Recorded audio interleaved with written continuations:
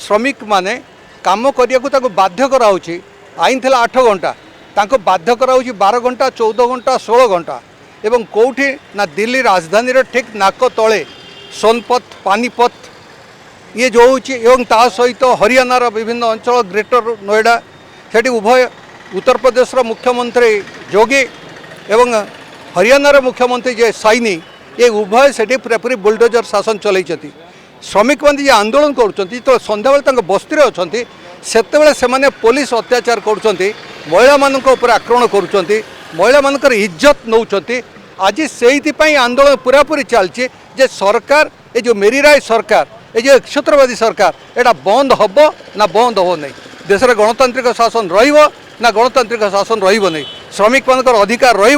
ना अधिकार नहीं 8 घंटा सर्वाधिक जन श्रमिक काम करिया कथा एवं सेतिपई ताको सर्वनिम्न पियोन काम कले भी झाड़ूदार काम कले भी 26,000 टंका मासक दबा कथा किंतु सेटा सरकार दौ नहीं बरं 8 घंटा जगह 12 घंटा 16 घंटा काम करुचे गोटे हेले पैसा दौ नहीं आज श्रमिक मानक पर यही जो अत्याचार आज तादे 50,000 अधिक श्रमिक सामिल होती एवं आगामी दिन जना पड़ुची पूरा पूरे दिल्ली उत्तर प्रदेश बिहार महाराष्ट्र राजस्थान ए समस्त श्रमजीवी जनगण से माने यही आंदोलन सामिल हेबे एवं तांकर जो हक जे आमे जति काम करूँ 8 घंटा काम कले 26,000 टका मजूरी ताठू जदि बेसी काम कर अधिक ओभरटाइम मजूरी ताको दियो आईन कानून को मान